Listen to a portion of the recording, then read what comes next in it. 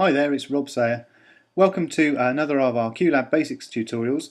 This time we're going to look at some video stuff. So we've learned how to navigate our way around Qlab, and we've also learned how to set off audio cues and fade cues. So this time we're going to look at the visual media, which is the playback of video or still images using Qlab. The first thing I'm just going to tell you about is the system that I've got here, which is basically that I've got my Mac attached to a matrox triple head, which is a way that we use to send images to different projectors and to do a few things that you can't just do with a standard graphics card. It's quite a cheap solution and it's used certainly in professional theatre. And the matrox triple head basically creates three outputs. You can see the device here. There's an input and then there's three outputs. And it basically creates a very large stretched desktop. So if you were going to use the matrox, you'd obviously, before you fired up Qlab, first thing you would need to do is to connect up your device.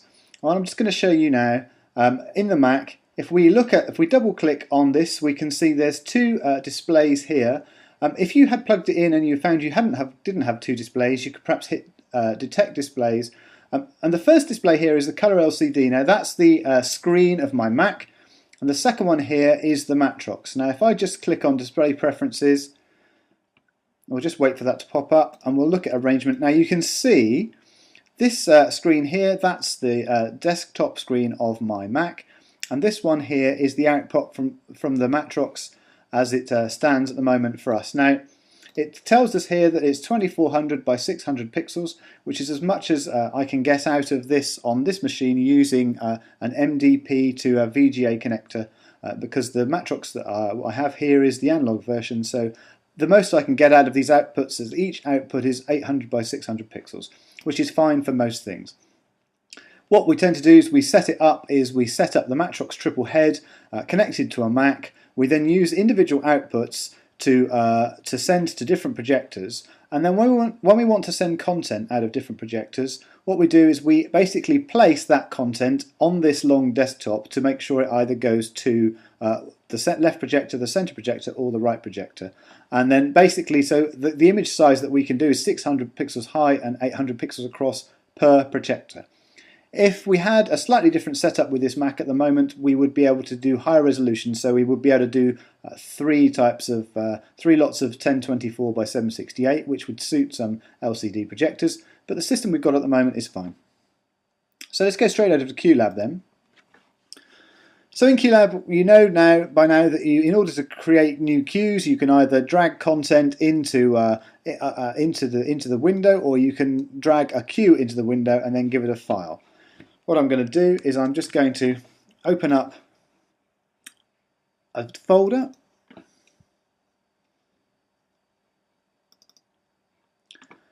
and I've got a number of images here. I'm going to choose one here. I've got one which is a 1024 by 768 image, so that's a sort of smaller image, not a large scale image, and I've just pulled it into Qlab like that. Now if you remember on Qlab, the red cross tells us there's something not quite right about this particular cue, and it basically says pick at least one valid screen for this cue. And what we haven't done, if you remember the previous tutorials on Qlab, in order to allocate a sound cue to you have to patch it to a particular output. Now it's exactly the same thing happens with video. So if we go up to Qlab file and we go to Workspace Preferences, along here we have the usual thing. We have our audio. If you remember, we had our audio patch which we had to do. This time we're going to do a video patch. So screen one here is going to be my Mac display that you can see right now. Screen two is going to be the matrox. So the matrox is here, this part here. The first thing I'm going to do is I want this center point here, these crosshairs, I want them to center in the matrox. In order to do that, I need to hold down Command, which is the Apple key, and I need to left click, and that puts my 0 point for purposes of sort of measurement of pixels and stuff like that within Qlab to the center of the matrox, and that'd be quite useful later on.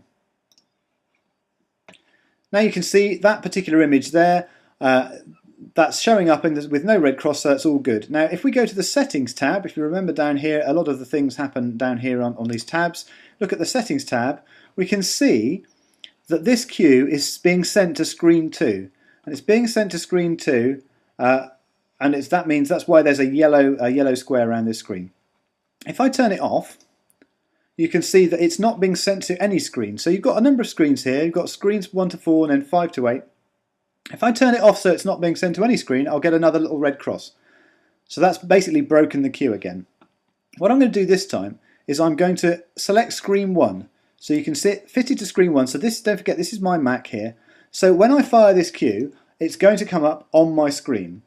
Now you see I've just hit reset all there, which has meant the queue's loaded up, and I'm going to hit, if I hit go, of course it's going to appear over the top of my Qlab. Okay, so to come out of that then, I need to make that go away, so I need to hit escape.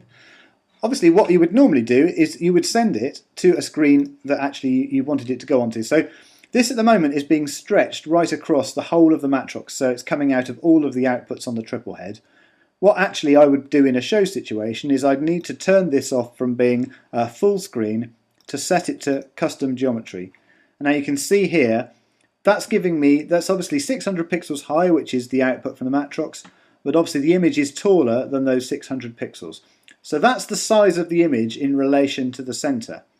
Now you can see the center point here is at 0, 0, and that is where we set that center point up in the preferences. And that means that this image basically is center of the center output on the matrox. If I wanted to center it to the center of the left-hand screen, for example, under translation, I can put minus, and then it's 800 across, isn't it? Because it's an 800 by 600 image. And that centers that image in the center of the first output on the matrox. And so that's how we very simply send different images to different projectors, 3 different projectors, by basically moving the image around within this large desktop. Now, of course, you'll notice that also the image actually is far too big for this 600 pixels high, so I'm going to make it slightly smaller. Now, in the absence of anything like a switcher or a scaler or something much more complicated, we tend to use Qlab as a way of fitting images we've got to the outputs we have at the time. Now, I wouldn't advocate necessarily squashing and stretching images just to fit. What I would advocate is to start off with images that are the correct size. But for the purposes of this, if you get an image that's slightly too big or is slightly the wrong shape, you can squash it down. So what I'm going to do is I'm going to hover over the image in this settings tab over this yellow box, and I'm going to mouse wheel back, and that's going to set me a size that fits within that desktop area there. And you can see what it says there as it's hit scale, and it's scaled it at 0.77 of the original size. So that's how we can change the size of images that we're going to project in Qlab. Okay, so what I'm going to do now is I'm just going to reset this queue, and I'm going to hit go again, and we'll have a look and see what's happened. Of course, first I'll need to select the screen that you can see, because I was playing back on my matrox, but you can't see that, so I'm going to move this queue over to the center of the screen that you can see. So you can see the image there on the screen. I'm just going to reset it and hit go, and then escape back out. So you can see there that the smaller image appears in the middle of the screen, and when you have a video queue going, there's always a default black background, so the background's always black. So obviously when you're running a show, you don't want to run the cues on your screen, you want to run them on the output screen. So generally you'd have them set them to another screen, but also make sure that you do set the correct screen here button, otherwise that you'll have an issue and it won't play back. So we've seen a couple of things we can do with this image. We can rotate it as well by grabbing hold of this handle. So if I do that now and show you a rotated version of the image, I'm just going to do that. Okay, so if you need to set things as skewy, so you can do lots with that particular image. Now don't forget, this is a still image. Qlab will play back either still images or it will play back moving images. It will basically play back, I think I've mentioned before, it will play back anything that will play back in QuickTime, so MPEGs or stuff like that. You can play via Qlab. At the moment, this is just a still image file, but effectively it doesn't make any difference whether it's a still image or a moving image. You get the same set of options here, which give you the option to assign it to a screen, to set the size or set the scale, or set the rotation. Now you can set the rotation down in this box, or you can use grab the handle to set the rotation of the image. The other thing that we don't have here is that, being a still image, we don't have need for any of these other areas. So we don't need an audio levels tab, which of course would send audio from a MPEG or something onto your audio output, so we don't have to set the levels of that. But if we were to do that, if we were to find an MPEG somewhere,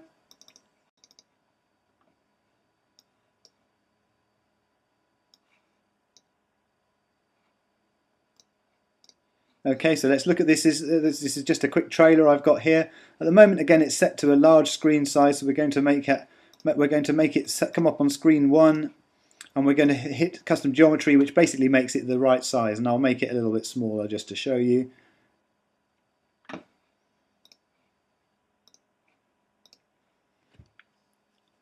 If I just play that back quickly.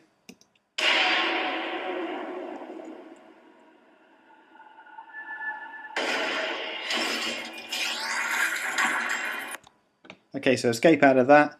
Again, you could do exactly the same thing if you wanted to. You could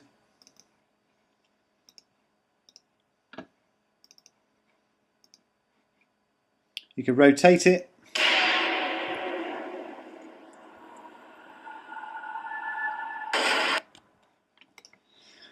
So you can rotate it and scale it and do all the same things as you can with a still image file. And basically, you get exactly the same options as you do with an audio file. You can set the start time and the stop time. You can also set it to loop, or you can set it to auto stop.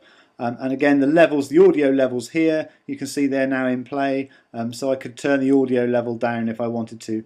And also, I could do the same things with cross points and everything else that you can do with an audio cue.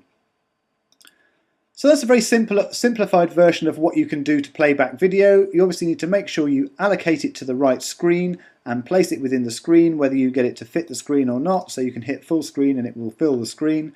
You allocate it to the right screen, and then you can set different parameters. The other thing you might want to experiment with is here there's a set of layers basically, and there's 999 layers or 1,000 layers plus top. Basically, the layers work in the same way that layers work in Photoshop or in CAD, so that you can lay images on top of each other and have them kind of interact in certain ways. So you can put one image on top of another image, depending on how you lay that out in numeric terms. So you might want to have a bit of a play with that to see what you can do. Just a bit of a tip: when it says top, it means that it obviously comes on top of whatever else you've done, so it's always at the top of your stack. So the higher the layer number, the further up the image is. Okay, so that's it for this first section of the Qlab Basics video tutorials. In the next section, I'm going to look at how to animate and fade both your audio and your video aspects of your cue. So check that one out.